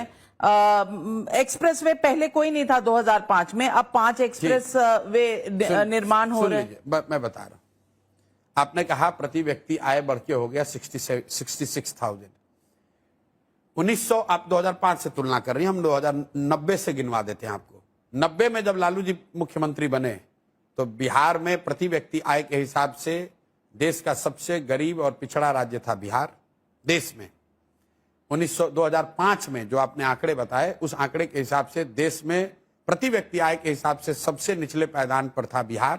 और आज 66,000 जो आप बता रहे 67,000, अगर उस प्रति व्यक्ति आय को भी लीजिएगा तो भी देश का सबसे गरीब और पिछड़ा राज्य है बिहार। अब आप अपने आंकड़े में जरा ये बता दीजिए कि प्रति व्यक्ति आय के हिसाब से बिहार से नीचे कौन राज्य है, बता दीजिए भाई। बिहार 1990 में भी सबसे गरीब और पिछड़ा था, 2005 में भी सबसे गरीब और पिछड़ा था, और आज भी देश का सबसे गरीब और पिछड़ा राज्य बिहार है प्रति व्यक्ति आय के हिसाब से। दूसरी बात पर आ जाइए, आपने कहा इलेक्ट्रिसिटी कंजम्पशन बढ़ गया। बिहार की आबादी है 13 करोड़, आप दिल्ली में रहती हैं, दिल्ली की आबादी करीब है 1.5 करोड़। 1.5 करोड़ दिल्ली के लोग बिहार से करीब करीब 1.5 गुना बिजली कंज्यूम करते हैं। 1.5 करोड़, और दिल्ली में इंडस्ट्री नहीं है, ध्यान रखिए। सीट ऑफ गवर्नमेंट, एक मिनट रुक जाइए, सीट ऑफ गवर्नमेंट है। हाँ, सीट ऑफ गवर्नमेंट। मैं दूसरी सारे केंद्रीय ना सुन तो लीजिए मेरी बात। कोई ये कहेगा इंडस्ट्री में खपत होती है, ये खपत प्राइवेट कंजम्पशन है, ये बिजनेस फैक्ट्रियों का कंजम्पशन नहीं है, क्योंकि एनसीआर रीजन में फैक्ट्री नहीं लग सकती है। तो दिल्ली का जो कंजम्पशन है पर कैपिटा, दिल्ली में प्रति व्यक्ति आए 2 लाख 2.5 लाख, बिहार में 60,000। तभी तो दिल्ली में लोग बैठ के बिहारियों को गाली दे रहे हैं। दिल्ली में प्रति व्यक्ति इलेक्ट्रिसिटी का कंजम्पशन बिहार से 10 गुना ज्यादा। 13 करोड़ लोग मिलकर उतना बिजली नहीं कंज्यूम कर रहे हैं जितना कि दिल्ली के 1.5 करोड़ जनता कर रही है। आपने कहा ग्रामीण सड़कों की बात, एक्सप्रेसवे की बात। मेरे भाई, अगर आप अहमदाबाद को, गुजरात को बंगाल से जोड़िएगा तो वो सड़क बिहार होकर जाएगी कि नहीं जाएगी? आप कोई बिहार पे एहसान कर रहे हैं? मतलब बिहार में वो मतलब हवाई यात्रा नहीं ना कराइएगा। ये बिहार के लिए कोई एक्सप्रेसवे नहीं बना है। एक्सप्रेसवे ईस्ट वेस्ट कॉरिडोर बना, तो वो ईस्ट वेस्ट कॉरिडोर जो बिहार के जिन हिस्सों से पास हुआ वहां नेशनल हाईवे सुधरा। जब गोल्डन क्वाड्रेटरल बना, बिहार में NH2 था, जो जीटी रोड जिसको कहते हैं, वो उसका चौड़ीकरण हुआ, उसको बिहार को लाभ मिला। अभी पूर्वांचल एक्सप्रेस को यहां से लोग कनेक्ट कर रहे हैं, उसका लाभ मिल रहा है। ऐसा नहीं है कि ये बिहार स्पेसिफिक घटना क्या है? बाढ़। क्या बाढ़? सुनिए, क्या बाढ़ की समस्या बिहार की सुधरी? 1990 में भी 50% बिहार बाहर से प्रभावित था, 2005 में भी था और आज भी है। 1/3 बिहार के जमीन में आज भी सिंगल क्रॉप लैंड है, क्योंकि यहाँ पानी एक बार लग जाता है वो पानी निकलता नहीं है, उसमें 1 इंच की कमी नहीं आई है, 1 धूर जमीन कम नहीं हुआ। यहाँ पर बिहार एकमात्र ऐसा राज्य है जहां पिछले 11 साल में एश्योर्ड इरिगेशन की जमीन 11% पिछले 10 साल में 11% से कम हो गई है। ध्यान रखिए, सिंचाई की सुविधा बिहार में कम हो गई। पहले अगर 100 बीघे में नहर से या ट्यूबवेल से सिंचाई की सुविधा थी, वो अब 88 घट के 88 रह गया है। और आप कह रहे हैं कि विकास हो रहा है। भैया, ये तो ऐसे होगा कि नीतीश कुमार कहते हैं कि जब हम मुख्यमंत्री बने तो बिहार का बजट 40,000 करोड़ था, अब 3 लाख करोड़ है। अरे भाई, तब जब आप मुख्यमंत्री बने थे तो बिहार देश का बजट था 8 लाख करोड़, अब हो गया 45 लाख करोड़। वो तो नॉर्मल इन्फ्लेशन। जो कुछ बिहार में हुआ वो बिहार पे एहसान नहीं है, जो कुछ आप करेंगे वो नई सुबह होगी। जो ये बात नहीं कह रहा हूं, मैं ये कह रहा हूं, एक बार भी इस बात का जवाब नहीं दिया कि आपने तमाम लोगों पर भ्रष्टाचार के आरोप लगाए, लेकिन जब लोग पूछते हैं कि आपके संसाधन कहां आ रहे हैं तो आप कहते हैं सरस्वती, माँ सरस्वती के साथ माँ लक्ष्मी का आशीर्वाद आता है, तो बाकियों का नहीं है। बिल्कुल ठीक बात है। आप मान लीजिए पत्रकार हैं, आप दिल्ली में 5 करोड़ का घर खरीदिएगा, कहां से खरीदिएगा? आप सरस्वती की कृपा है, आप पत्रकारिता करती हैं, आपको सैलरी मिलती है, उस पर आप टैक्स भरते हैं और उससे घर खरीदते हैं। तो प्रशांत किशोर भी जो काम करते हैं, पर मैं पॉलिटिकल आउटफिट नहीं चला सकती। सुन तो लीजिए मेरी बात, संभव है। दिल्ली में बहुत इतने लोग हैं जो चाहे तो पॉलिटिकल आउटफिट चला सकते हैं। आप अपनी सैलरी से नहीं चला सकते, मैं ये कहना, मैं बता रहा हूं, मैं सैलरी थोड़ी कमाता हूं। मैं जब कह रहा हूं मुझे पैसा, सरस्वती की जब हम लोग बात कर रहे हैं तो हम लोग क्या कर रहे हैं? हम लोग जिसको सलाह देते हैं, जिसको आप कंसल्टिंग कह लीजिए, वो पैसा हमको मिलता है, उस पर बाजाब्ता जीएसटी भरते हैं, टैक्स भरते हैं और उस पैसे से चला रहे हैं। इसमें क्या दिक्कत है? इतना बड़ा आउटफिट चल सकता है 3 साल और एक पॉलिटिकल आउटफिट के आप, इससे ज्यादा चल सकता है। आप कैसे जानते हैं कि मैं कितना पैसा टैक्स भरता हूं? आपको ये कैसे पता है कि मैं कितना पैसा टैक्स भरता हूं? नहीं, मैं तो नहीं जानती, लेकिन सवाल आपसे पूछा जाता है तो आप उनको जवाब दे रहा हूं ना। मैं आपको डंके की चोट पे कह रहा हूं, प्रशांत किशोर कोई बिजनेस नहीं करते हैं, हम कोई ठेकेदारी नहीं करते हैं, कोई बालू शराब माफिया काम नहीं करते हैं। इस पूरे देश में कोई अफसर अगर आपको ये बता दे कभी प्रशांत किशोर ने उसको ट्रांसफर पोस्टिंग काम के लिए किसी के कराने के लिए फोन किया हो, तो पैसा आता कहां से है? पैसा 2 तरीके से आता है। जो मैं लोगों को सलाह देता हूं, अब पहले मैं पैसा नहीं लेता था, लेकिन जब मैंने बिहार का अभियान शुरू किया तो मैंने कहा भाई अब सलाह दूंगा, पैसे लूंगा, क्योंकि मुझे पैसे चाहिए। पैसे क्यों चाहिए? मुझे अपने लिए नहीं, जो मेरी फीस है वो फीस आप जनसुराज को डोनेट कर दो, और उस डोनेशन पर भी जीएसटी लगता है, उस डोनेशन पर इनकम टैक्स भरते हैं, तब जो पैसा बच जाता है। पॉलिटिकल पार्टी का तो कोई इनकम टैक्स नहीं, बिल्कुल नहीं, क्योंकि पॉलिटिकल पार्टी को नहीं दे रहे ना, वो मुझे दे रहे हैं। तो जो पैसा अगर आपको, मैंने टाइम्स नाउ को हमने एडवाइस किया, टाइम्स नाउ ने मुझे 100 करोड़ रुपए दिया, 100 करोड़ पर मुझे बजाब्ता मैंने जीएसटी भरा 18%, उसके बाद उस पर टैक्स भरा, जो पैसा बच गया उस पैसे को मैंने डोनेट किया है जनसुराज पार्टी में। यहां पर लोग राजनीति करके पैसा लूटते हैं, हम अपना 3 साल की अपनी कमाई हमने पूरा डोनेट कर दिया जनसुराज को, और यह कहा है कि 10 वर्ष तक बिहार को सुधारने के लिए जो कुछ भी करना पड़ेगा वो सब करेंगे। और जो लोग भी मेरे से सलाह मांग रहे हैं, पहली बार मैंने 3 वर्ष में यह किया कि अगर किसी कॉर्पोरेट को भी सुझाव चाहिए, उसको भी मैं कह रहा हूं पैसा दोगे, कॉर्पोरेट्स को भी सुझाव देते हैं, दे रहे हैं, अब दे रहे हैं, अपने आप को बेच रहे हैं, अपनी सर्विसेज को बेच रहे हैं, ताकि जनसुराज को पैसे की कमी ना हो। मुख्यमंत्री बनेंगे तो नहीं कर पाएंगे, कॉन्फ्लिक्ट ऑफ इंटरेस्ट हो जाए। नहीं, मुख्यमंत्री बनेंगे नहीं बने वो बात नहीं है, लोग हमारी बात कर रहे हैं ना पैसे की। हमने अपने आप को बेच दिया 3 साल। जिसने भी आकर कहा कि भैया मेरा ये प्रोडक्ट लॉन्च है, 2 दिन का समय दीजिए, मैंने भाई पैसा डोनेट करो, और वो पैसा डोनेट कहां करो, मेरे अकाउंट में किया, उस पर जीएसटी भरा है। आप मेरा जीएसटी का फाइलिंग अभी जारी कर रहे हैं, अभी 1 घंटा में लोग देखेंगे कि कितना पैसा मैंने जीएसटी भरा है। जीएसटी भरा, टैक्स भरा, उसके बाद जो पैसा बच गया आप जारी कर रहे हैं, पब्लिक डॉक्यूमेंट हो जाएगा, अभी जारी करेंगे, आज ये जारी करने वाले हैं, ताकि तो आप जैसे 100 करोड़ का जवाब है। 100 करोड़ का नहीं, 3 साल में अपने आप को, अपनी सर्विसेज को बेचकर जितना पैसा मैंने इकट्ठा किया है वो मैं अभी आज जारी करूंगा। इसलिए कर रहा हूं, मैं अभी तक क्यों नहीं कहता था, क्योंकि फिर वही सनातन की बात, लोग कहते हैं कि आप किसी को दान देते हैं तो उसको बोलना नहीं चाहिए, इसलिए नहीं बोलते हैं। मैं उसको वेगली बोलता हूं कि भाई जो हम लोग काम करते हैं सरस्वती कृपा से उस पैसे, उससे पार्टी चलाते हैं। जनसुराज में जो पैसा आया है पिछले 3 वर्ष में, 2/3 से ज्यादा पैसा मैंने अपना टैक्स पेड पैसा मैंने डोनेट किया है, और आज उसको जारी भी कर रहा हूं, आपके चैनल वाले देखेंगे भी।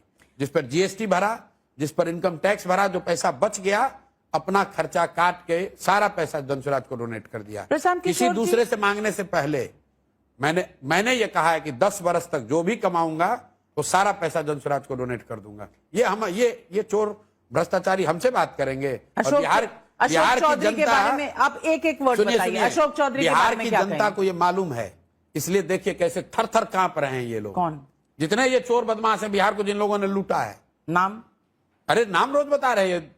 यहाँ भाजपा का अध्यक्ष है दिलीप जायसवाल, कॉलेज कब्जा किए हैं, मर्डर का इल्जाम है, सैकड़ों जमीन खरीदी है। यहां पर दूसरे भाई साहब हैं अशोक चौधरी, यहाँ के मंत्री हैं, सबसे भ्रष्टतम मंत्री हैं। मैंने बोला है 200 करोड़ का संपत्ति का पेपर जारी किया है, 50 और उन्होंने 100 करोड़ का दावा नहीं ठोका है। दावा ठोकना क्या होता है? वो तो वकील ने उनका नोटिस भेजा है, और वो भी नोटिस से आप डरते नहीं है? क्यों डरेंगे? तो अपने आप नोटिस लेके भाग जाएंगे।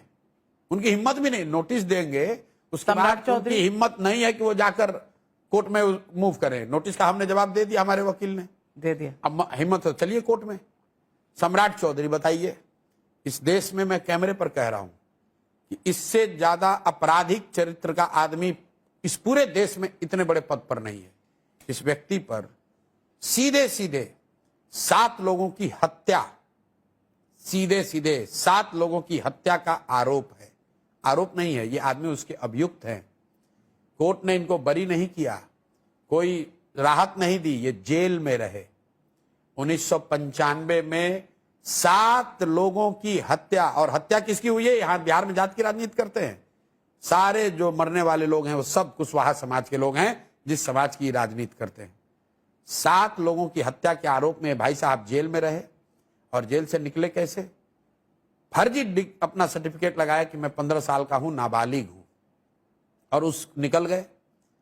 और उसको अपने इलेक्शन एफिडेविट में डिस्क्लोज नहीं किए हैं, डिस्क्लोज नहीं किए हैं। इलेक्शन कमीशन कहां है? इस देश का तंत्र कहां है? भाजपा कहां है?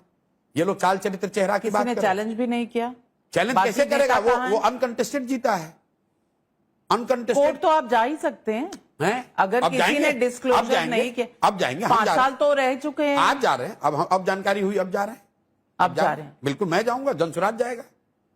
आप बताइए, 7 आप सम्राट चौधरी से पूछिए कि 7 लोगों की हत्या के आरोप में आप तारापुर केस संख्या 44/1995 में जेल में थे कि नहीं थे? 2 बार कोर्ट ने आपका बेल रिजेक्ट किया है कि नहीं किया है? उसके बाद आपने नाबालिग 15 साल होने का सर्टिफिकेट लगाकर जुवेनाइल कोर्ट से राहत ली है कि नहीं ली है? और अगर ये सब बात सत्य है तो और आपने अपने 3 इलेक्शन एफिडेविट में इसको बात को छुपाया है कि नहीं छुपाया है? आप बात कर रहे हैं, ये इतने भ्रष्ट लोग हैं। मैं आपके साथ एक रैपिड फायर राउंड करना चाहती हूँ।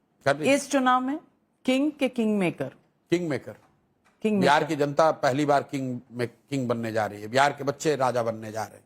तो आप क्या बनेंगे? हम लोग किंग मेकर बन रहे हैं। उस बिहार के बच्चों को राजा कौन होगा? मुख्यमंत्री जनता जिसको चुनेगी बन जाएगा। पर अगर बिहार की जनता अगर जनसुराज को चुनती है, देखिए बिहार के बच्चे ऑलरेडी किंग बन गए। देखिए बिहार के बच्चों की, बिहार की महिलाएं किंग बन गई, उनको 1100 रुपए मिलने लगा। बिहार की उन महिलाओं की ताकत बढ़ गई जिनको 10,000 रुपए जिनके अकाउंट में 2 दिन पहले गया है। बिहार की आंगनवाड़ी वर्कर, आशा वर्कर, रसोईया, उनकी सैलरी डबल हो गई। बिहार का युवा बेरोजगार, उसको 1000 रुपए मिलने लगा। बिहार के लोगों की बिजली बिल माफ हो गई 125 यूनिट तक। बिहार के लोग की स्थिति सुधरने का दौर शुरू हो गया है। जनसुराज अभी आया नहीं है, जब आएगा तो आप स्थिति देखिएगा। पीके और पीके पांडे। मेरा नाम प्रशांत किशोर है। पांडे से एलर्जी? कोई एलर्जी नहीं, जो नाम है वो बताते हैं। आपका नाम नाविका कुमार है तो मैं नाविका कुमार श्रीवास्तव लिखने लगूं, नाविका कुमार चौधरी लिखने लगूं, उसका क्या मतलब है? मेरे पिताजी का नाम डॉक्टर श्रीकांत पांडे है, मेरा नाम प्रशांत किशोर है। मेरी जाति ना मेरी ताकत ना मेरी कमजोरी। दैविक भारद्वाज उसका नाम है। तेजस्वी और नीतीश कुमार? नीतीश कुमार किसी भी दिन। स्ट्रेटेजिस्ट और नेता? मैं तो स्ट्रेटेजिस्ट ही हूँ, स्ट्रेटजी बना रहा हूँ। और नेता नहीं है? बेटा नेता नहीं है।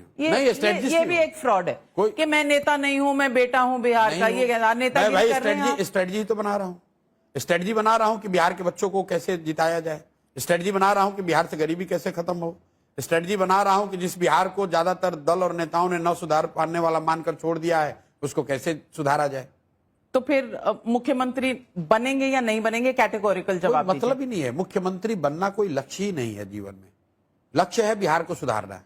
और अगर जनसुराज को वो सक्सेस ना मिले जिसकी आपको एक्सपेक्टेशन है, तब कोई नहीं। जो अभी क्या कर रहे हैं, जो भाई सफल हो जाए तो भी यही करेंगे जो अभी कर रहे हैं, सफल ना हो तो भी वही करेंगे जो अभी कर रहे हैं। अपने लिए रास्ता तय कर लिया है कि हमें क्या करना है। B for Bihar, B for bidi, Kerala Congress कहता है, आप क्या कहते हैं? उनकी बिहार के प्रति पूर्वाग्रह को दिखाता है। और जो दिल्ली में बैठकर बड़ी बड़ी बात करते हैं और बिहार और बिहारियों को अपमानित करते हैं, इन पर हंसते हैं, उनके चरित्र को दिखाता है, उनके मानसिकता को दिखाता है। वोट चोरी मुद्दा है कि नहीं? बिहार में इस बार मुद्दा नहीं। बिहार में सिर्फ एक ही मुद्दा है, पढ़ाई, रोजगार, पलायन। तो राहुल गांधी जो कह रहे हैं, कहीं राहुल गांधी बिहार की राजनीति में कोई फैक्टर नहीं है। राहुल गांधी और तेजस्वी के बीच में आप क्या समझते हैं? राहुल गांधी एसेट हैं या राहुल गांधी बिहार में कोई फैक्टर नहीं है। राहुल गांधी और कांग्रेस बिहार में पिछलग्गू पार्टी है। बिहार में लालू यादव फैक्टर हैं, ना तेजस्वी है ना राहुल है। बिहार में लालू जी फैक्टर है, लालू जी की राजनीति है, उनका समर्थन या विरोध है। तेजस्वी यादव और राहुल गांधी ये लोग तो गमला वाले पौधा है, पॉटेड प्लांट। गमला वाले पौधा है। गमला वाला पौधा देखे है ना, जो एकदम कंट्रोल एनवायरनमेंट में थोड़ा पानी थोड़ा खाद देकर बनाए जाते हैं, ये वो लोग हैं। इनकी ताकत नहीं है कि अपने दम पर खड़े हो जाए। घर पे बॉस कौन है? बाहर तो आप हैं और बहुत पॉलिटिकल पार्टीज को आप ज्ञान देते हैं, वहां भी बॉस बन जाते हैं। आपके घर पे आप बॉस हैं या आपकी घर पे हम पत्नी? लोग रहते ही नहीं, तो बॉस का जितना कोई, हम तो घर पे रहेंगे तब तो कोई बॉस आप एक बनेगा। महिला के सामने कह रहे हैं कि आपकी पत्नी घर पे बॉस नहीं है।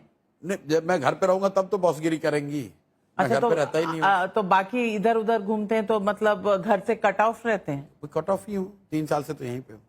वो बिल्कुल नहीं जाती हैं आपके साथ? नहीं, बिल्कुल नहीं। यहाँ 2-3 बार आए हैं 3 साल में। 2-3 बार हमारे साथ गए हैं कहीं कहीं सभाओं में देखने के लिए। और स्टालिन और रेवंत रेड्डी बिहारियों के बारे में जो कहते हैं, जो महाराष्ट्र में राज ठाकरे और बाकी लोग कहते हैं बिहारियों के बारे में, उन्हें क्या जवाब? राज ठाकरे ये सब लंपन एलिमेंट है। राज ठाकरे, हाँ, कैमरे पे कह रहे हैं। और लंपन एलिमेंट आप है। तो उद्धव ठाकरे हाँ, के एडवाइजर रह चुके हैं। एडवाइजर नहीं रहे, उद्धव ठाकरे की एक बार मदद की थी। उस समय फीस के तौर पर, मैंने पहले भी कहा, फीस के तौर पर यह कहा था कि भाई कम से कम इतना कर दो कि शिवसेना के लोग हिंदी भाषियों के साथ, बिहार के लोगों के साथ मारपीट झगड़ा लड़ाई न करें। और ये 2020 की घटना है। 20 से लेकर अभी जो घटना हुई है, इस बीच में मैं उद्धव ठाकरे का इस बात के लिए धन्यवाद करूंगा कि उन्होंने अपनी बात रखी। और कोई भी आप घटना नहीं दिखा सकती हैं जब बिहार के किसी व्यक्ति को शिवसेना के लोगों ने मारपीट की हो या गाली गलौज किया हो बॉम्बे में। ये मैंने फीस के तौर पर उनसे मांगा था। और आज जो स्थिति हुई है, ये तो चूंकि वहां म्युनिसिपल इलेक्शन है, ये पोलराइज करने का प्रयास। बाकी ये रेवंत रेड्डी और जो लोग हैं, इन लोगों ने जो बिहार के लोगों के लिए कहा है, भगवान ने टाइम दिया तो इन लोगों से हिसाब वहां पर किया जाएगा। आप तो उनके एडवाइजर रह चुके हैं। नहीं, रेवंत रेड्डी को क्या, स्टालिन का रहे हैं तो, लेकिन जो आदमी बिहार के लोगों को गाली देगा उसको एडवाइज नहीं करेंगे। अब उसके बाद उनका हिसाब अगली बार करेंगे। तो आप कह रहे हैं डीएमके का हिसाब करेंगे? बिल्कुल। जो मैंने कहा, अगर भगवान ने मौका दिया, समय रहा, तो उनका हिसाब भी बराबर करेंगे। बहुत बड़ी बात कह रहे हैं। कुछ नहीं बड़ी बात है। बड़ी बात क्या है? रेवंत रेड्डी क्या औकात है? रेवंत रेड्डी वहां पर थे पहले। एमके स्टालिन, सुन तो लीजिए, रेवंत रेड्डी जो है, ये पहले भाजपा में थे, टीडीपी में, फिर कांग्रेस में आए, अध्यक्ष बने। अध्यक्ष बना तो हमारे यहाँ के दरबार लगाते थे कि भैया हमारी मदद कीजिए तेलंगाना में। 1 बार नहीं, 2 बार नहीं, 3 बार आके दिल्ली हमसे रिक्वेस्ट करने। हमने मदद नहीं की, लेकिन वो अपने से बन गए हैं। अभी जुमा पहली बार मुख्यमंत्री बने हैं। इसकी हिम्मत है, कहता है कि बिहार के लोगों का डीएनए तेलंगाना के लोगों से खराब है। तो खराब है तो अगली बार चुनाव होगा तो तुमसे मिलेंगे तेलंगाना में, तब पता चलेगा कि किसका खराब है किसका अच्छा है। हम डरते नहीं किसी से। कैमरे पे कह रहे हैं, इनको जितना दम है ना, ये लगा लें। राहुल गांधी से भी नहीं। अरे राहुल गांधी कौन पूछता है? हम किसी से नहीं डरते हैं। हम पैदा ही नहीं हुए डरने के लिए।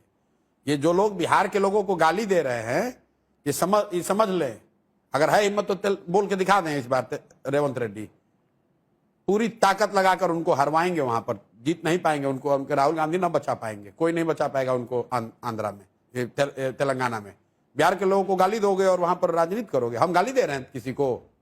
बिहार के लोगों ने तुम्हारा खेत काटा है, काहे गाली दे रहे हो बिहार के लोगों को? और गाली दोगे तुम यहाँ के घूमोगे, यहाँ घूमोगे तो हम यहीं रुकने वाले नहीं, तुम्हारे तेलंगाना में आकर तुमको हराएंगे, हराने में पूरी ताकत लगाएंगे। और लोगों को पता है कि हम कर सकते हैं, बाप बाप करेंगे। अब देखिए बिहारी फ्लेवर आ रहा है आपका। कोई फ्लेवर नहीं है, काहे गाली दे रहे हो भाई? देखिए आप बताइए, कोई गरीब आदमी आपके यहाँ राज्य में गया, आपके घर में गया है, आपके यहाँ काम करता है, उसको आप 2 थप्पड़ मार दीजिए, ये कौन बहादुरी है? बिहार के लोग का अगर डीएनए खराब है या तेलंगाना से कमतर है, तो तुम तेलंगाना के होने के नाते क्यों आए थे हमसे सलाह लेने? तो यहाँ जब आए थे वोट, और आए थे कि नहीं आए और यहाँ वोट मांगने भी छोड़िए तो ना, आते ये हैं सब रैली तो में। छोड़िए बिहार का बात। पहले आप रेवंत रेड्डी से पूछिए कि प्रशांत किशोर से मदद मांगने गए थे कि नहीं गए थे। प्रशांत किशोर तो बिहार के हैं। तो अगर तेलंगाना के डीएनए से हम लोग का डीएनए कमतर है तो हमसे सलाह लेने काहे आए थे? इतने वीर बन रहे हो, क्यों आए थे बताओ? तो आई होप सुन रहे होंगे। ना सुन रहे तो हम फिर से सुना दीजिएगा उनसे। हम हमारा खेत थोड़े ना उनसे थोड़े ना चलते हैं, रेवंत रेड्डी से हम थोड़े ना चलते हैं। चलते किससे हैं? अपने दम से चलते हैं, अपने माँ बाप के आशीर्वाद से चलते हैं, बिहार के लोगों के समर्थन से चलते हैं, अपने कर्मों से चलते हैं। अच्छा, एक शब्द में आप कैसे डिस्क्राइब करेंगे नीतीश कुमार को? आज के दौर में तो उनको पलटू राम ही कहा जाता है। कुर्सी कुमार है, कुर्सी के प्रेम ने सब कुछ खत्म कर दिया। तेजस्वी यादव लालू जी के लड़के हैं। चिराग पासवान बिहार से राजनीति करते हैं, बिहार की राजनीति अभी शुरू नहीं की है। पप्पू यादव, जरूरत नहीं हर बात व्यक्ति पे बोलना। राहुल गांधी विपक्ष के नेता हैं, वो तो सबको पता है, आप क्या कहेंगे उनके? How will विपक्ष you के नेता है, describe? बिहार में कोई भूमिका नहीं। नेशनल विपक्ष के नेता, ये तो सबको पता है, ये उनका टाइटल नहीं है। विपक्ष के नेता वही तो बोलेंगे। आपने कहा एक शब्द बोलना है तो बोलना है कि विपक्ष के नेता। फ्यूचर में क्या देखते हैं? हमारे लिए वो विपक्ष के नेता हैं, देश के विपक्ष के नेता हैं राहुल गांधी। प्रियंका गांधी वायनाड की एमपी हैं, कांग्रेस की नेत्री हैं। अमित शाह गृह मंत्री हैं, आप कहेंगे? हाँ बिल्कुल, भाजपा के बड़े नेता हैं, भाजपा के बड़े नेता हैं, गृह मंत्री हैं। यही आप एक शब्द में पूछ रहे थे, एक शब्द में बता रहे हैं, क्या बोले? मैं उनका जो डेजिग्नेशन है वो पूरे देश अच्छा, को पता है। आप डिजिग्नेशन के अलावा बोले? हाँ। अभी कुछ दिनों में देख रहे हैं कि एक्सरसाइज करके थोड़े दुबले हो गए। मोदी जी अगले चुनाव की तैयारी में लग गए 2029। हाँ, आप उन्हें भावी प्रधानमंत्री आप चौथे फिर आप टर्म वही हम कह रहे हैं अगले चुनाव की तैयारी में लग गए हैं। अब कहते हैं कि देश के प्रधानमंत्री, तो आप कह रहे हैं कि आप डिजिग्नेशन बता रहे हैं। हम बता रहे हैं क्या कर रहे हैं। नहीं, पर next election also will he be the prime minister? चुनाव तक तो है, कू तो हो नहीं रहा है बीच में।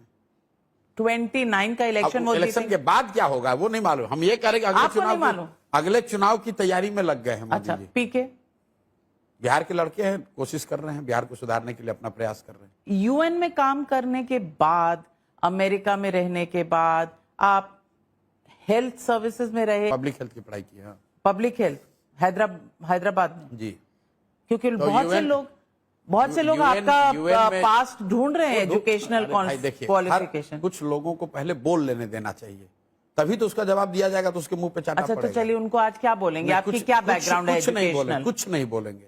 उनको ये बोलेंगे भाई प्रशांत किशोर मूर्ख आदमी है। किसी ने कहा मैं 12th में फेल कर गया हूँ। आजकल देख रहा हूँ एक वीडियो की कोई चला रहा है कि ये 12th में फेल कर गया था प्रशांत किशोर। अब भाई उसको बोलने, जब वो नहीं बोलेगा तो मैं क्यों पहले भाई तुम बोल लो, उसके बाद तो बोला जाएगा। तो अच्छा, फेल हो गए हैं तो अब उनको दिखाने, तो लोग पूछ रहे हैं, उनको दिखाने दीजिए। तो लोग पूछ रहे हैं ना कि आप क्या पढ़े हैं, कहाँ पढ़े हैं? नहीं पढ़े हैं प्रशांत किशोर। चले यही मान के तुम चलो आगे कि प्रशांत किशोर और यूएन की नौकरी मिल गई बिना पढ़े। अब भाई वो लोग तो यही कह रहे हैं, लोग तो यही कह रहे हैं। जब सारी जानकारी रख दी गई, फिर भी अगर आप जिसको यहाँ कहते हैं गलथेथाई करना है। जब यूएन में थे तो कभी सोचा था कि इस तरह 3500 किलोमीटर की पद यात्रा करेंगे? नहीं, यूएन तो बहुत बड़े, हम तो 2020-21 तक नहीं सोचे थे। तो क्या, what was the tipping point? Why did you? Tipping point was Covid. Covid के दौरान मैंने जो बिहार के लोगों की दुर्दशा देखी, और उससे भी ज्यादा जो मैं अपनी लाचारी देखी कि मेरे पास सब कुछ सुविधा, साधन, कॉन्टैक्ट, नेटवर्क होने के बाद भी मैं बिहार के 10 लोगों को बस भी नहीं मुहैया करा पा रहा हूं। तो मुझे लगा कि नहीं, जो मैं कर रहा हूं इससे कुछ फायदा नहीं है, मुझे कुछ ऐसा करना चाहिए ताकि समाज में, बिहार में सुधार हो। इसलिए ये तय किया कि अब जो काम पहले कर रहे थे वो नहीं करेंगे, अब नया कुछ प्रयास करेंगे, उसी के दिशा में। फैमिली में again I am asking because आपकी वाइफ हैं, फैमिली में ये चर्चा हुई तो what was the first reaction? लोगों ने मना किया, मना किया, बिल्कुल मना किया। बिकॉज जो लोग कॉर्पोरेट नौकरी करते हैं या कंसल्टिंग ये वो उसको सब आदमी मना करता है। पहले आपकी अच्छी जिंदगी चल रही है, हाँ। तो कौन कहेगा कि उसको छोड़कर इस तरह का रिस्क लीजिए? फैमिली के जितने लोग हैं सबने मना किया, जिनसे भी मैंने बात की सबने मना किया। और नहीं फिर करना भी चाहिए। अभी भी मना करते हैं लोग, अभी भी लोग कहते हैं क्या ही कर एनी रिग्रेट्स? कोई रिग्रेट नहीं। मैं तो I am very happy that I have decided to do what I am doing. How many seats this? बताया 10 से कम या 150 से ऊपर। 10 से कम या 150 से ऊपर? 160 का टारगेट तो एनडीए का है। एनडीए के टारगेट का कोई वैल्यू है? एनडीए का टारगेट तो 400 पार था। एनडीए का टारगेट भी बंगाल में 200 से ज्यादा था। ये तो रूटीन में कट कॉपी पेस्ट करते हैं। उसके लिए किया क्या? किया तो कुछ नहीं। हम लोगों ने सिर्फ टारगेट नहीं बनाया, उसके लिए 3 साल मेहनत करी है, गांव गांव गए हैं। हर बार आइए और कट कॉपी पेस्ट करके इस बार 600 पार। कुछ उसके लिए करना भी तो पड़ेगा भाई। आपने किया तो कुछ नहीं है। तो यहाँ 10 से कम या 150 से बिल्कुल। ज्यादा? और हम एनडीए वाला नहीं नारा देते हैं 200 पार या 160 से पार, ये नहीं कह रहे हैं। हम कह रहे हैं या तो 10 से कम या 150 से ज्यादा, 150 से ज्यादा, बीच में नहीं। तो ये इज दिस द स्ट्रेटेजिस्ट और द नेता हु स्पीकिंग? दोनों। ये प्रशांत किशोर बोल रहे हैं। जो भी मेरी क्रेडिबिलिटी है, जो भी मेरी समझ है, मैं झूठ जहां तक हो सके बोलता नहीं हूं।